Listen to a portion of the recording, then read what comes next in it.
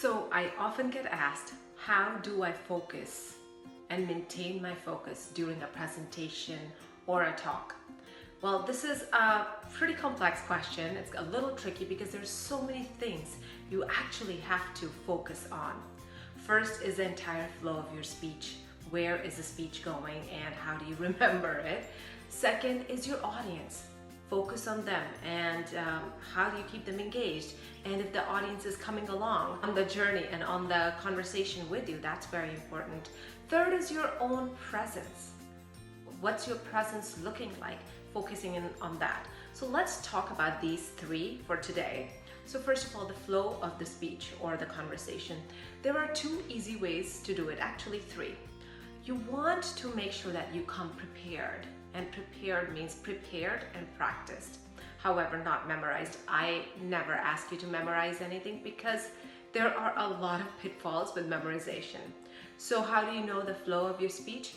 If possible, I highly recommend it that you have a slideshow behind you or next to you to help you guide along with the flow of the speech. That way you don't have to memorize what's next.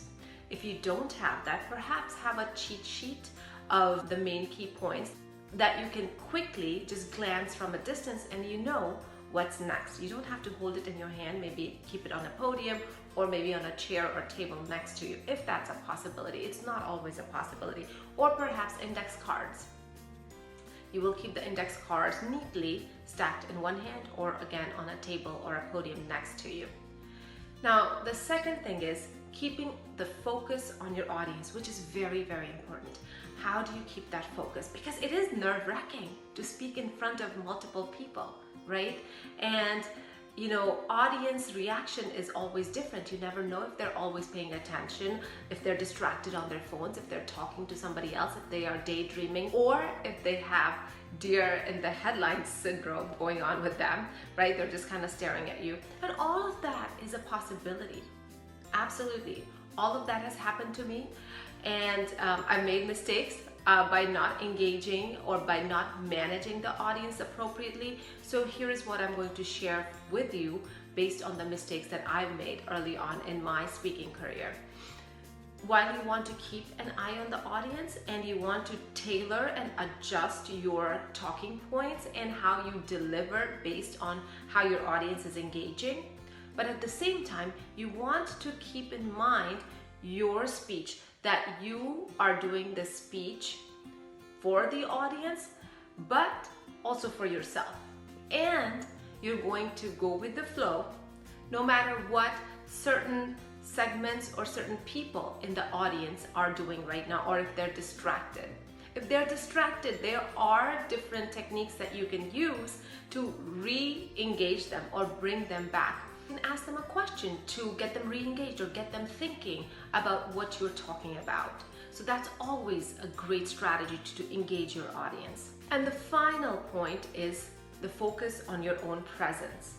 So if you want your audience to pay attention to what you're saying, you want to come across as somebody who knows what they're saying, somebody who has gravitas, somebody who has some level of authority that the audience should listen to. And a lot of it is conveyed through your content, through your message, but also through your confident, upright posture, through your use of the space, through your use of your expressions and gestures. One simple technique that I want to share with you that will help you cover all of these topics and help you with each one of them is this: keeping it conversational. Don't overcomplicate what you're going to say. Use the language that you are used to using, because with that language you're going to be the most comfortable. It will help you connect with the audience because the language that you're used to using every day, that is usually the most conversational and human way to connect with other people. So use that so that you keep audiences engaged with you. Secondly, that conversational language will help you keep things simple so that even though there is a certain flow and certain structure to your speech, you know what you're going to say in your own language and it's not making it overly complex, over jargonized or over complicated sentences, etc., because that is going to do disservice to you and also disservice to your audience. What's the point of using fancy words that your audience may or may not understand, right? Actually, people get annoyed when people use overly complex vocabulary also. So just stay away from that. And finally, when you use simple conversational language, your gestures and your facial expressions come in along with that, because that's how you normally speak. And when we are speaking in general, we don't speak like this. We don't speak with our hands on the side, right?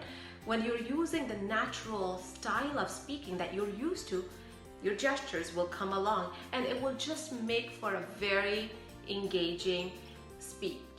So here you have it, some simple ways that you can keep a focus on the audience, on the flow of your speech, as well as on your presence and appearance for the presentation or the talk. I hope you found it useful. I invite you to join our free Facebook group where we share many strategies and best practices like these around communication skills and public speaking skills. I also invite you, this is a gift from me, I also invite you for a free coaching call with me where I will help you strategize your communication best practices so that you can reach your goals faster. Remember, your hard work doesn't always speak for itself. You have to speak for your hard work.